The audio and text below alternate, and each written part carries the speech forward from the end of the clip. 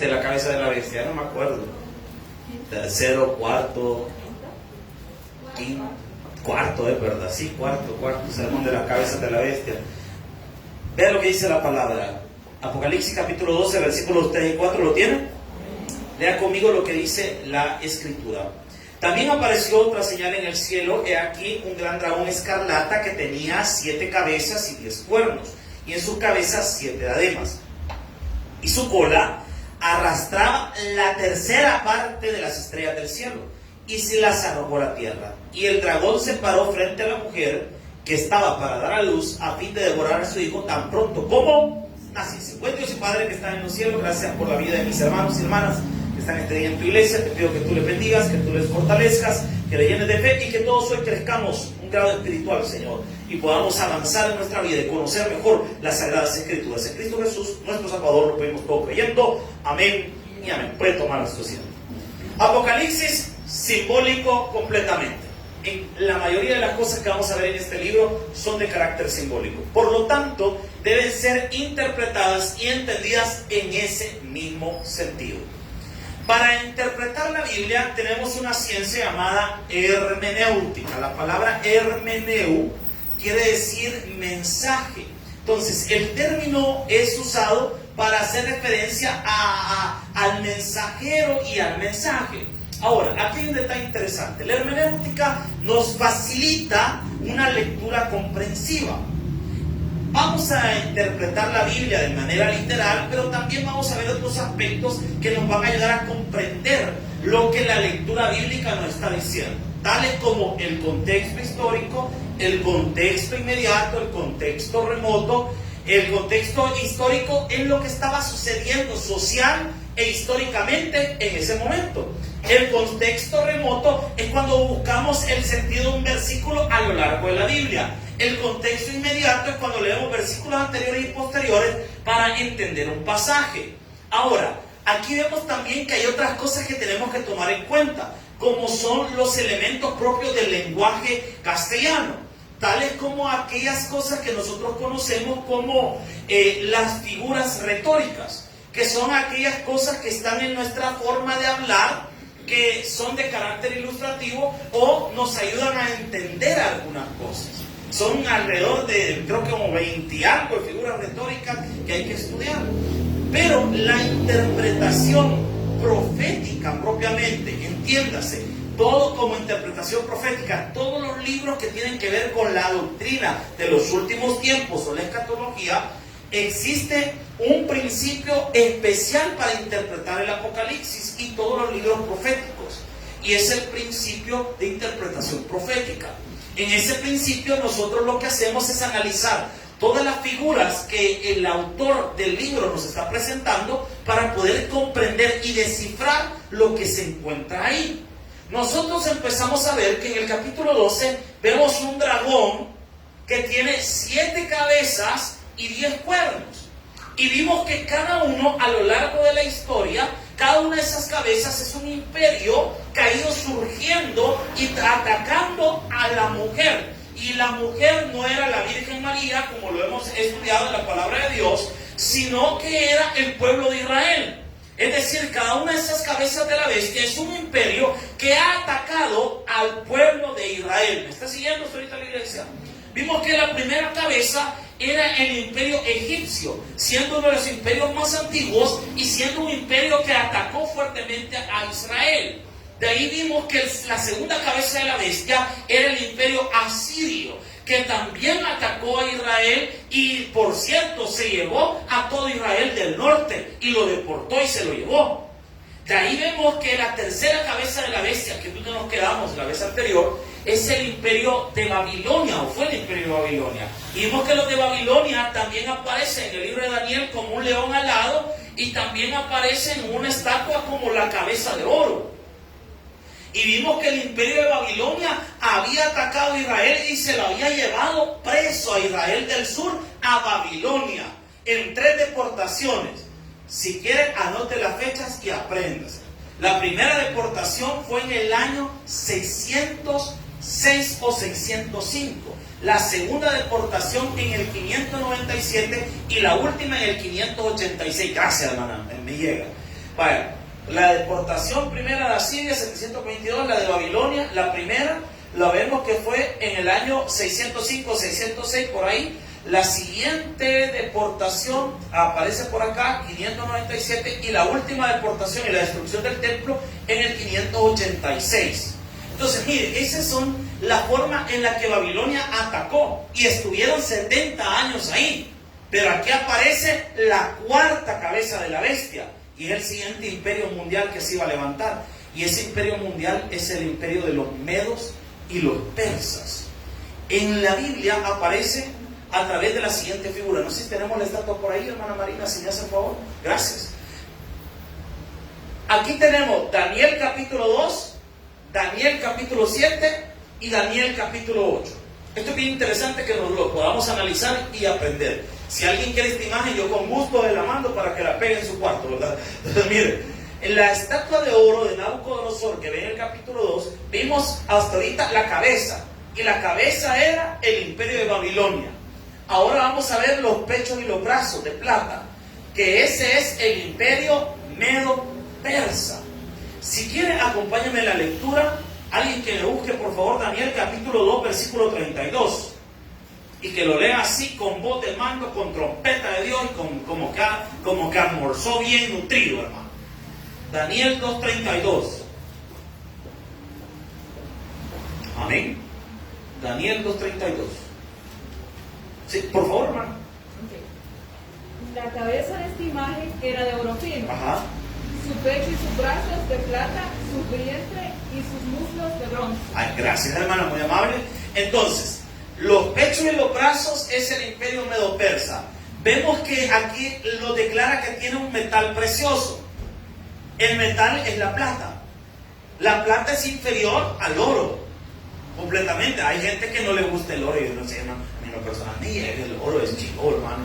Solo que ahora uno ya se acostumbró a no andar con cosas de oro, porque lo que puede perder es la cabeza. Entonces, miren, pero la plata es un metal inferior al oro, aunque sí es un metal precioso, es un metal valioso, pero no tiene el mismo valor que el metal del oro. Entonces vemos que los imperios van como en degradación. El primer imperio fue como la cúspide del esplendor, un imperio bonito, pero va en degradación. Y fíjense que en efecto, cada uno de los imperios, la degradación, ojo con lo que voy a decir, la degradación de los imperios no tiene que ver con el tamaño del imperio o con la riqueza del imperio. La degradación de los imperios es moral. El primer imperio no es que adoraran a Dios verdadero ni que le sirvieran, pero en su moral eran alta, su moral. La moral de los de Babilonia eran personas que, por ejemplo, en Babilonia era penado mentir. Yo no sé si usted sabía eso. Era penado por la ley. Imagínense si en el Código Procesal Penal estuviera una figura que hablara acerca de que y vamos a meter preso al que mienta. Todo El Salvador estuviera preso ahorita, hermano. Y sin el régimen de excepción ya no hubiera metido a todos por mentiroso. O sea, imagínense qué tremendo. El imperio persa, es más, había tres cosas que los persas tenían que aprender: a andar a caballo, a tirar con el arco y a no mentir.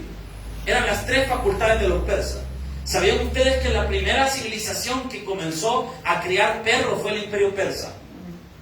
Fue la primera. Antes los perros no creaban, ahora bien bonitos, pero tienen la cama, el perrito.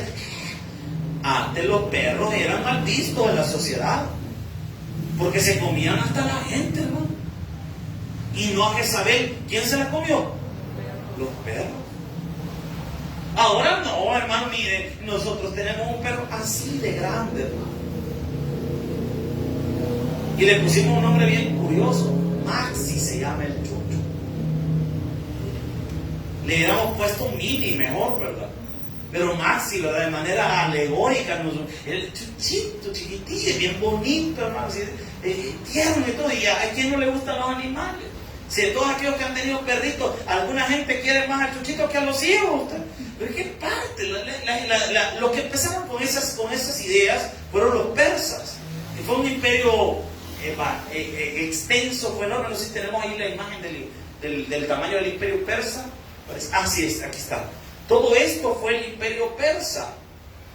Para que entienda o dimensione el tamaño del imperio persa, El Salvador sería, el tamaño del Salvador sería desde Damasco hasta Jerusalén. Desde aquí donde dice Damasco hasta Jerusalén. Ese sería el Salvador. Todo nuestro país. Ahora imagínense todo esto, hermano. Los persas, su gobierno empezaba desde el Golfo Pérsico, que es esto que tenemos por acá, llegaba hasta la India, por este lado, llegaba por el Mar Caspio, por el Mar Negro. Recuerde que en el tiempo bíblico no existía una palabra para lago, por eso es que se le llamaba los lagos grandes mares. Por eso es que aparece en el tiempo bíblico el Mar Rojo, el Mar de Galilea, pero en realidad eran lagos. Entonces podemos ver un imperio grande, enorme. Este imperio también aparece de manera profética en Daniel capítulo 7, versículo 5. ¿Alguien más que lo lea, por favor? O la hermana que nos lo haga el favor, leer Daniel 7, 5.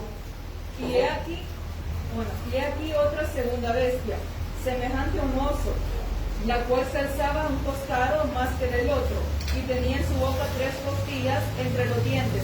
Y le fue dicho así: levántate, devora mucha carne. Oiga, lo que dice el Señor en su palabra acerca del imperio persa, porque ahí está hablando del imperio persa. ¿Qué se le dijo? Levántate y devora mucha carne. Toda la carne representa el tamaño que iba a tener el imperio. Y dice la Biblia que este oso como que le metieron una subbuena a los policías, porque tenía un hombro más alto que el otro. ¿Qué le pasó a este oso? ¿Por qué es así? Bueno, imagínese usted un oso. ¿Conocen ustedes los osos? ¿El oso Yogi? ¿Winnie the Pooh? ¿Conocen de alguien que parece Winnie the Pooh? El oso Yogi. ¿Qué otro oso famoso hay? Los ositos cariñositos, ¿recuerdan de ellos? ¿Qué otro oso famoso hay? Ay, no, y ustedes no ven caricatura, usted. ¿Qué otro, cómo se llamaba el ayudante del oso Yogi? Mira, es matado, la risa me llega Yogi. Entonces, mire, en los osos siempre están, el peluche más vendido en la historia, ¿qué es? Un osito, el osito Teddy. Siempre son el más vendido. Cuando usted ve un oso, es símbolo de ternura, de amistad. Aunque acérquese al oso. Cuando Dios escogió la figura del oso para el imperio persa, es porque es el imperio que iba a ser más amistoso con Israel. Iba a ser el más amistoso. Entonces, ¿por qué este oso tiene un costado más alto que el otro? Porque un costado representa a los persas y el otro a los medos. Porque el imperio era el imperio medo-persa, la unión de dos etnias, los medos y los persas. Y los persas siempre fueron mayores que los medos. Por eso el oso tiene un costado más grande que el otro. Las 3 costillas que tiene el oso en la boca son el imperio lidio, Babilonia y Egipto. Son las 3 grandes conquistas del imperio persa. Por eso es que aparece que el oso lo tiene esas 3 costillas en la boca. Ojo, este oso lo vemos nosotros en lo siguiente también. Aparece otra figura para hablar de este oso. Daniel capítulo 8, versículos del 3 al 4.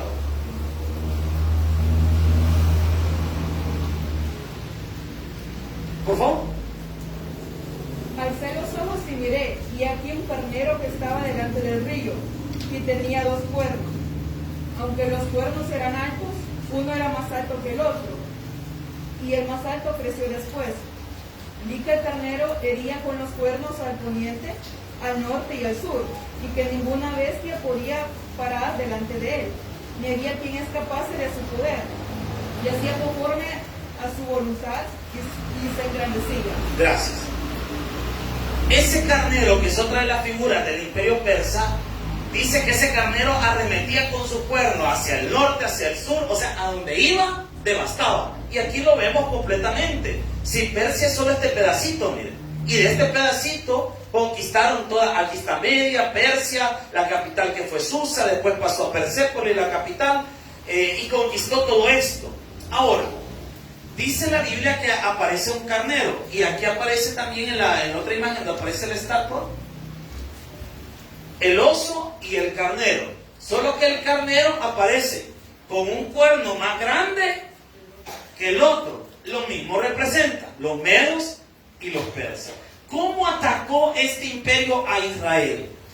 El lado amoroso del imperio lo vemos en que fueron los que ayudaron a Israel a regresar a la tierra prometida. Fueron los que autorizaron el retorno de Israel a la tierra prometida. Si gusta, póngame la línea de tiempo otra vez, hermano. Aquí está. Israel regresó a su tierra. La primera fue en el año 538 con un hombre llamado Zorobabel. El segundo grupo regresó de mano de Esdras en el 458 y el tercer grupo en el 444. Entonces ahí vemos los tres retornos de Israel. ¿Y quién autorizó eso? El imperio persa. Pero fíjense que paradójicamente también el imperio persa casi destruye a Israel. ¿Han leído ustedes el libro de Esther? ¿Han leído ustedes el libro de Esther? Por cierto, el nombre Esther significa estrella. Así que si alguien le quiere poner, no haya un nombre para alguna su hija, ya sabe que le puede poner estrellita, ¿verdad? Que es Esther, ese es el nombre. Y fíjese que hay algo interesante. En el libro de Esther nosotros vemos dos cosas. ¿Sabía usted que el libro de Esther es el único libro de la Biblia que el nombre de Dios no aparece ni la palabra Dios? La otra cosa interesante en el libro de Esther es que aparece una de los atributos de Dios que no se suele ver en la Biblia, pero está siempre en el Señor. Ese atributo se llama la divina providencia. La divina providencia no es la foto que algunos tienen en la casa, que aparece un señor con barba, un cipote sentado a la par y una paloma en medio. Esa no es la divina providencia. La divina providencia es cuando Dios actúa sin que se le pida. Por ejemplo, usted no estaba orando por algo y de repente le llegó una bendición, pero usted por eso lo había pedido.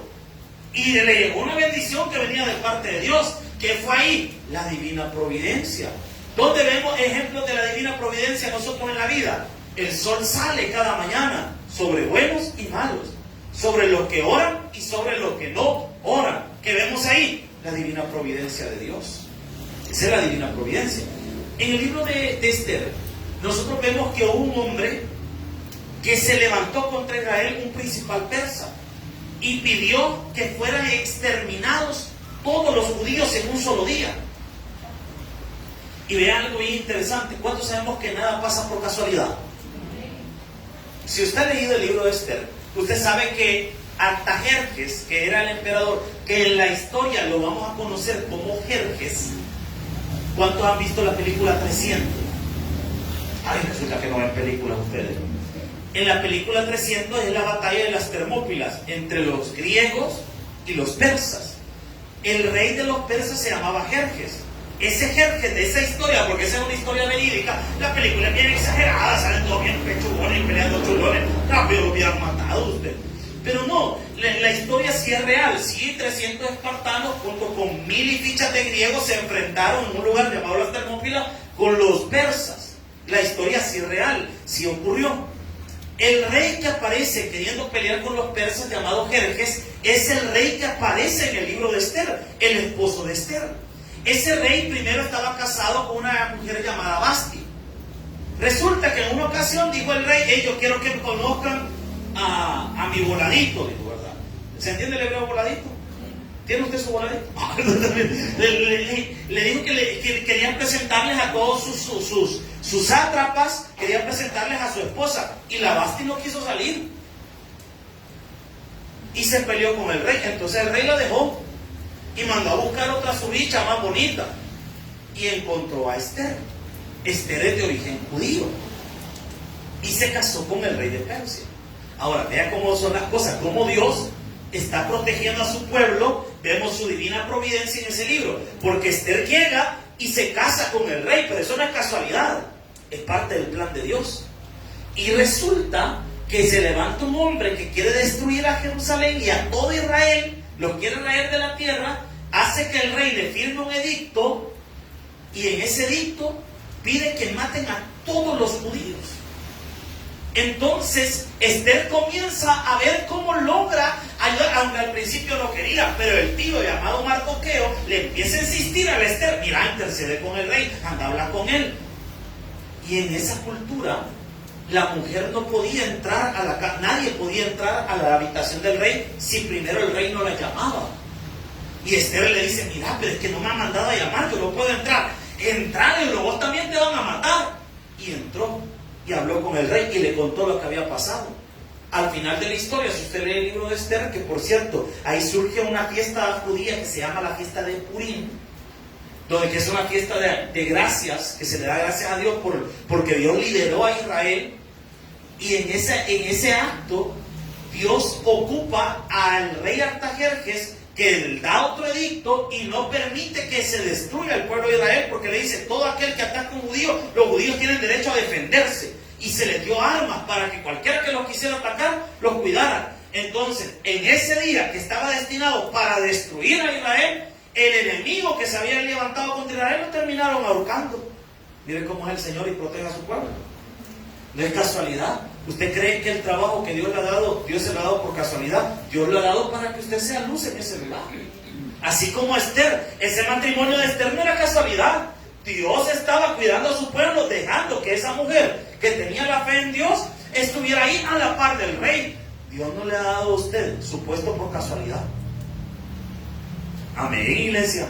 Ahora, ve qué interesante esto. Y esa cabeza de la bestia, ese imperio persa fue un imperio que intentó destruir a Israel, pero no pudo. Dios siempre cuidó. Y ahí aparece la quinta cabeza de la bestia. ¿Y cuál es la quinta cabeza de la bestia? El imperio griego. Y esta cabeza, aquí ya se pone interesante la cosa, miren. Porque de la quinta cabeza de la bestia para arriba, estamos hablando de imperios que su influencia existe hasta la fecha. ¿Sabía? A mí se me fue el dato, fíjese, de cuántas palabras en el español tienen origen griego. Yo no sé cuántas son, pero son un montón. Me llega, hermano, usted pone las pilas. Pero mire, ya vi que lo está buscando. Mire, de cuántas palabras en nuestro idioma tienen origen griego. Nuestro idioma está compuesto por lenguaje latín y griego. Es increíble. Nuestra educación es griega. Los grandes pensadores que se estudian en la universidad son griegas. ¿Cuántas son? Vamos a ver. El 70% de las palabras derivadas el léxico español está constituido por 70% de palabras derivadas del latín, 10% del griego, 8% del árabe, 3% del gótico y 9% derivadas de distintas lenguas. O sea que el 10% de nuestro idioma es griego. Es más, ¿sabía usted que todo el Nuevo Testamento está en griego en sus originales? El imperio griego, mire, al principio esta cabeza de la bestia es bien curiosa, porque esa cabeza de la bestia sigue atacando a Israel. Sigue hasta la fecha. El imperio griego es un imperio que dejó de existir hace mucho tiempo, pero sus tentáculos, su influencia persiste. Nuestras culturas son culturas muy dadas al conocimiento. ¿Y quiénes les gustaba el conocimiento? Los helénicos, los griegos. ¿Sabía usted que a los griegos les gustaba ir al teatro? Pero en el teatro no cree que solo les presentaban obras. Iban a unos lugares llamados areopagos. ¿Han escuchado ustedes eso en la Biblia, en el libro de Hechos? Los areopagos y el areopagita. O sea, alguien bien mentiroso probablemente, ¿verdad? El areopagita. Mire, los areopagos eran un lugar donde la gente iba a filosofar. Mire, esos griegos no tenían nada que hacer, ¿va? Imagínese usted ir una tarde a sentarse a escuchar un griego y los griegos se ponían a pensar y se sentaban y empezaban a filosofar. ¿Conoce usted una escultura donde aparece un hombre así? Esa es una alusión al pensamiento griego, a las personas que se sentaban y empezaban. Imagínese, de repente empezaba el filósofo y veía una mosca. ¿Por qué la mosca zumba? ¿Por qué tendrá alas? ¿Por qué la mosca? O sea, esa es la vida de un filósofo. Pensar, de hecho la filosofía es la ciencia que estudia el origen de las cosas. De repente el filósofo se ponía, ¿por qué tengo la mano? ¿Por qué estaré acá? Mire, cualquier parecido con un marihuanero, pura coincidencia, ¿no? ¿Verdad? Pero mire, es lo mismo, se ponían y empezaban a filosofar. Ahora usted entiende por qué sus hijos son filósofos, quizás. Por eso queda miedo. Están filosofando, que usted no ha entendido, hermano. O sea, son filósofos. Esa cultura es bien fuerte. Y de hecho, le digo que sigue atacando a la nación de Israel porque la mayoría de los filósofos son ateos. La mayoría de los filósofos. Aunque el creador del teísmo fue un filósofo griego, por cierto. Que dentro de las creencias platónicas estaba la idea de seres superiores. De hecho, Platón tiene una filosofía acerca de un ser trinitario y cosas muy interesantes en la filosofía. Por eso Pablo luchó mucho contra la filosofía. Si usted lee muchas de sus cartas, dice: no se dejen llevar por huecas sutilezas y filosofía hueca. ¿Por qué? Porque está ese pensamiento y ese pensamiento sigue atacando la fe. Ahora, ¿qué podemos entender nosotros? Alguien que me lea Daniel capítulo 2, versículo 32. Vamos a ver la quinta cabeza de la bestia, el imperio griego. Daniel capítulo 2, versículo 32. Por favor, hermano. Dele, hermano, dele, ya empezó, ya arrancó. La cabeza de esta imagen era de oro fino, su pecho y sus brazos de plata, su vientre y sus muslos de bronce. Ahí vamos. Volvamos de nuevo la imagen, hermano. Ahí está. Ahorita vamos por los vientres y los muslos. Qué feo lo que les tocó a los griegos, hermano. Porque mire, el otro la cabeza, los pechos, pero los muslos, hermano, no, hermano. Pero bueno, entonces a los griegos les tocó esa parte. Y vemos que el metal es bronce, va en degradación. La moral de Babilonia era alta, la de los persas iba también en una moral alta, pero llegamos ya a la decadencia. Los griegos eran inmorales, hermano. Bueno, no nos vayamos lejos. La iglesia más complicada en todo el Nuevo Testamento era la iglesia de Corinto. Y Corinto, adivine qué es, una ciudad griega. Esa gente era depravada. ¿Sabía usted que la mayoría de emperadores y reyes en Grecia fueron bisexuales? Era común en el imperio griego que los generales se travesearan entre ellos. ¿Se entiende el hebreo travesear? Sí. Por eso, mira, a mí antes me gustaba el nombre de Alejandro, ya no me gusta. Porque cuando Alejandro se murió, los 4 novios de Alejandro se pelearon el trono de Alejandro. Las 4 locas. Imaginen que rey, el hombre acababa de Palmolive, va a morir, y de repente empiezan en la tumba del hombre a agarrarse. Las 4 locas. Los griegos eran depravados. De hecho, dentro de la filosofía de la batalla griega, era mal visto que un maestro, el que le estaba enseñando a pelear, o sea, miren, todos los que han visto la película de 300, todo ese montón de hombres que aparecen ahí, guerreros fuertes, todos eran pillas. Ya se imagina usted todas, vamos a pelear. Qué feo, hermano. O sea, que esa imagen del guerrero rudo no eran tan rudos.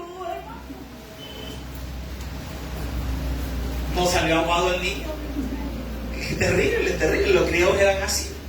En la imagen del Daniel capítulo, este es el versículo, solo téngalo ahí, Daniel 7, 6. O si gustan, leámoslo un solo. Quizás lo del carnero lo vamos a leer. Daniel 7, 6. Daniel 7, 6. Por favor. Después de esto miré, y aquí otra semejante a un leopardo con 4 alas de ave en sus espaldas. También tenía esta bestia 4 cabezas y le fue dado dominio. Gracias. Vemos a un leopardo. ¿Qué características tiene un leopardo? Es un animal rápido. Ahora imagínense, ya de por sí un leopardo, si me puede investigar, hermana, qué velocidad corre el leopardo, gracias. Ya el leopardo ya de por sí es rápido, hermano. Vimos que el león corría 80 kilómetros por hora, no me olvido. A muchos, y o sea que usted, si le corre un león, el león, no, hermano, si el león chiste le agarra cuando lo ve usted correr, ay, pobrecito, no solo llega. Ahora imagínese un leopardo, ¿qué velocidad? Ay, no, hombre, y eso. 58 kilómetros, corre más rápido el león. Pero bueno, el leopardo, una de sus características es la agilidad. Quitemos la velocidad. La agilidad. El leopardo es ágil. Ahora imagínense un leopardo. El león, ¿cuántas alas tenía? El que vimos en Daniel. 2. ¿Y el leopardo cuántas alas dice que tiene? 4. Tiene más turbo, pega más quinta. Entonces, el león representa la velocidad con la que Alejandro el Magno conquistó todo lo conocido. El imperio griego fue un imperio más grande que el imperio persa. No sé si tenemos la imagen del total del imperio griego. Ahí está. Solo que está algo pixeleado, pero no importa. Era más grande que el imperio persa, porque el imperio griego sí llegó a la India. El imperio griego fue un imperio enorme, hermanos. Un imperio vasto, fue un imperio tremendo. Y Alejandro Magno tenía una idea. Dice que Alejandro Magno, junto con el que aparece en Génesis 10, ¿cómo se llama? Con Nimrod. Junto con Nimrod son los prototipos del anticristo. ¿Sabían que a Alejandro Magno se le ocurrió algo? Que todos los pueblos tenían que tener un mismo idioma. Imagínense qué tremendo. Por eso es que él, donde iba, creaba Alejandrías, que eran ciudades donde se depositaba el conocimiento. ¿Sabían ustedes que la primera traducción de la Biblia al griego se llama Septuaginta? ¿Y saben quién ordenó esa traducción al griego de la Biblia? Alejandro Magno, que la llevaran, y buscó a 72 ancianos judíos que supieran hebreo y griego para que tradujeran del hebreo al griego por primera vez el Antiguo Testamento. Alejandro Magno tuvo un montón de ideas locas. Quería que toda la gente se conociera, que toda la idea de la globalización nació con Alejandro el Magno. Miren, sintámonos mal. Alejandro Magno a sus 30 años ya había conquistado todo esto. Y muchos a los 30 años ni la casa no terminaron de pagar. Este brother a los 30 años ya era emperador. Una mente. ¿Sabía usted que es el único general de la historia que nunca perdió una batalla? Alejandro Magno murió invicto. Sus campañas militares duraron 15 años y nunca fue vencido usted. Ese tipo era una... Por eso, es más, el mismo Julio César del imperio romano lloró delante de la tumba de Alejandro Magno, porque él dijo: jamás me le voy a poner a la par a este hombre.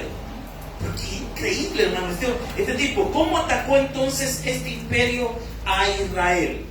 Daniel capítulo 8, versículo 5 al 8, eso solo escríbalo ahí. Vemos el cuerno notable, que es Alejandro Magno, que aparece profetizado ahí, que es el que derribó al imperio anterior. Pero quiero que vea algo. Hay una imagen por acá que traigo, que es la división de los imperios. Este es Alejandro Magno. Si quieren, déjenme Alejandro un rato. Esta es la mejor imagen que existe hasta la fecha de Alejandro Magno. Bien feo, ojudo. Pero igual, ese es y su caballo, el famoso bucéfalo. Yo creo que ahí viene el nombre Bus, miren. Nos vamos en el bucéfalo, ¿verdad? Entonces, el nombre del caballo de Alejandro. De hecho, bien interesante la historia de cómo Alejandro consiguió ese caballo. Fue el único que lo logró domar, porque el caballo le tenía miedo a su propia sombra, y Alejandro Magno se dio cuenta y lo logró controlar. Y es el único que lograba subirse en ese caballo. Nadie más aceptaba ese caballo. Porque es interesante, Alejandro Magno formó estrategias militares que hasta la fecha los soldados modernos siguen usando, las estrategias de Alejandro Magno. Súper interesante la vida de este hombre, todo lo que logró, todo lo que alcanzó. Lástima que bateaba para los dos lados. Así que, ¿cuándo se murió Alejandro? Estos son los nombres de sus generales pleca-amantes: Casandro, Lisímaco, Seleuco y Ptolomeo.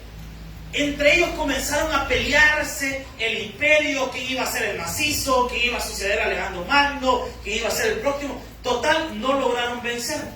Entonces, ¿qué hicieron? Se dividieron el imperio en 4 satrapías. Casandro se quedó con Grecia, Europa. Lisímaco se quedó con parte de Asia Mayor, y Seleuco, Asia Menor. Ptolomeo, la parte de los árabes, Egipto e Israel. Entonces, estos generales, con esto todos a nosotros en nuestra historia bíblica no nos afectan en nada, porque estos dos tipos no tienen nada que ver de aquí con la historia bíblica, pero estos dos sí. En la Biblia, entre el Antiguo y el Nuevo Testamento, en nuestras Biblias aparece una página en blanco, ¿sí o no?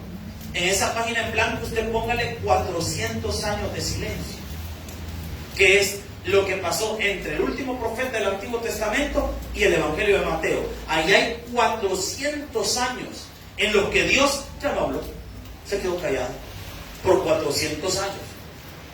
En ese periodo de tiempo, este imperio, que ya no aparece en la Biblia más que solo de manera profética, atacó a Israel de la siguiente forma. Los ptolomeos empezaron a atacar y empezaron a pelearse con los seleucidas este pedacito de tierra que es Israel. Cuando los seleucidas le ganaron a los ptolomeos, apareció un hombre famoso llamado Antíoco Epífanes.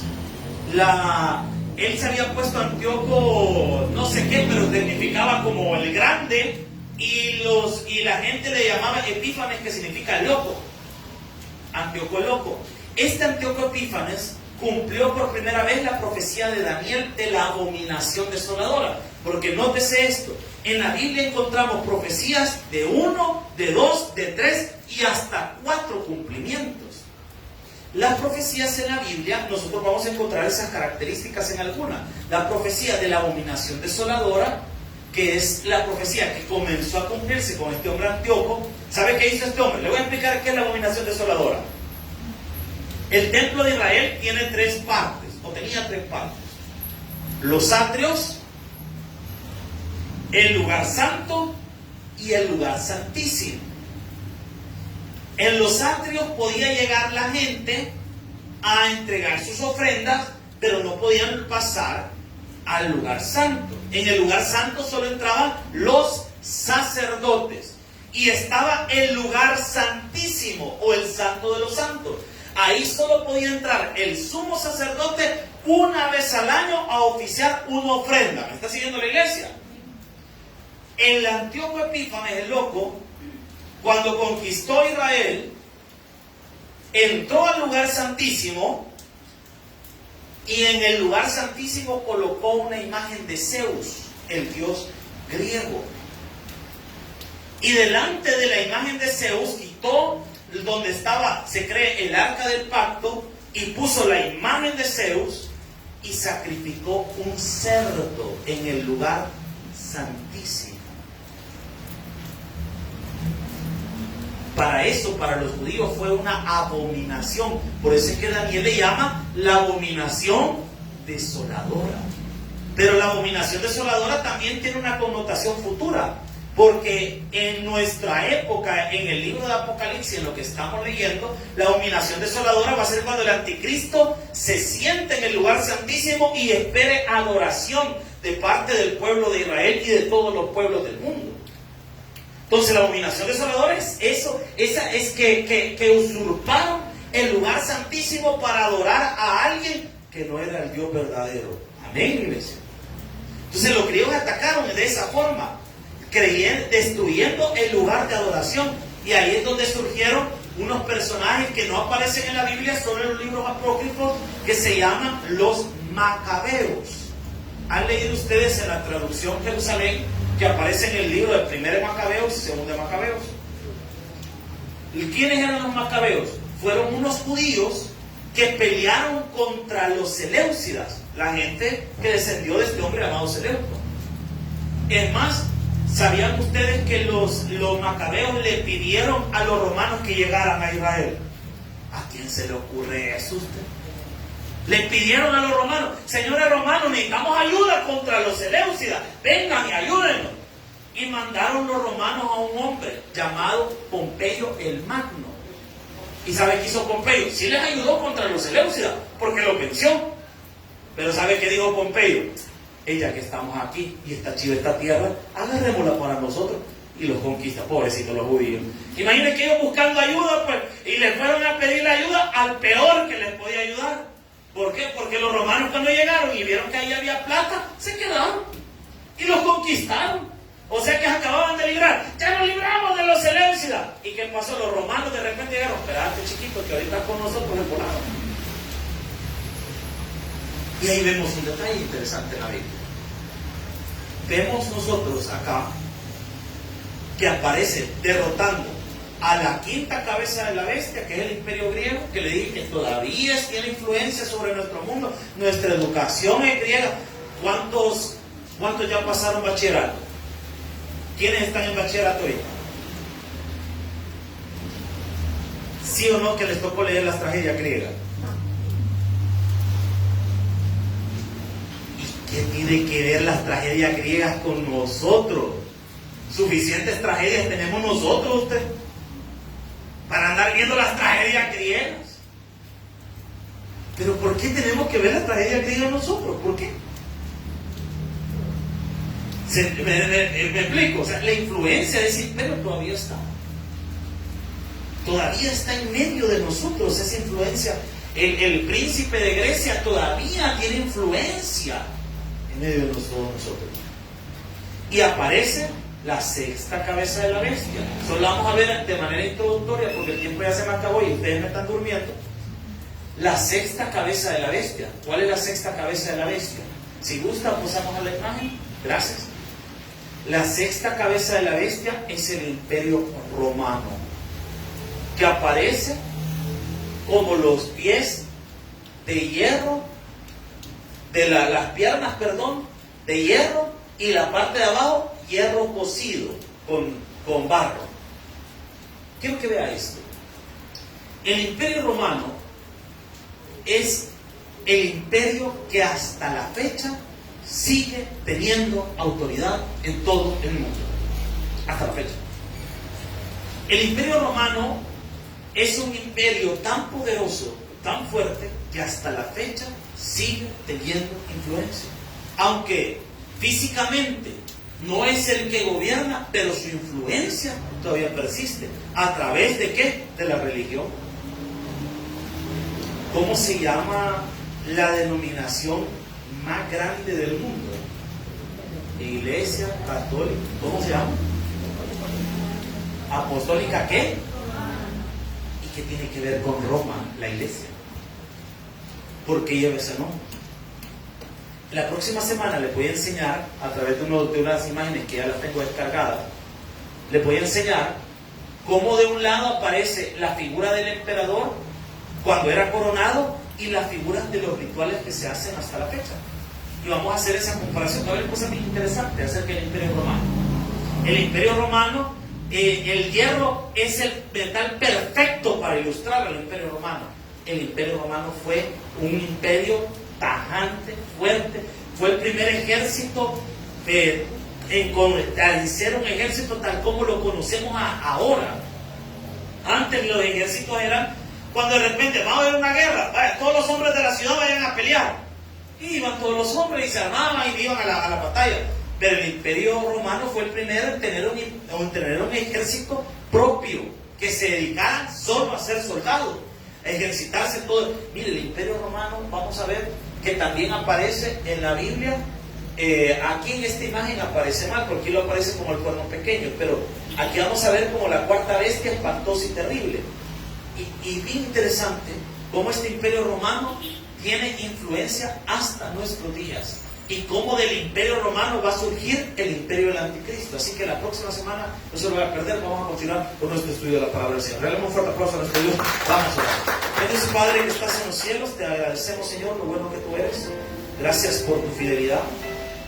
Gracias por lo bueno que eres en nuestra vida, por la fortaleza que nos das. Gracias, Señor, por lo que hoy has hablado a nuestras vidas y a nuestro corazón. Señor, gracias porque tú eres un Dios fiel y verdadero, justo y perfecto. Oramos en este día por las almas. Si hay alguien que no conoce a Jesús, permítanos en esta hora presentarle al Rey de Reyes y Señor de Señores. Gracias, Señor, por esta oportunidad. Llévenos con bien a nuestros hogares y a nuestras casas. Y permítanos el día de mañana poder regresar para buscar más de su palabra y más de usted. Gracias, Padre, por su fidelidad y por su gran amor. En Cristo Jesús, nuestro Señor, lo pedimos todo creyendo. Amén y amén. Denle palmas al Señor, pongámonos de pie. Vamos a cantarle a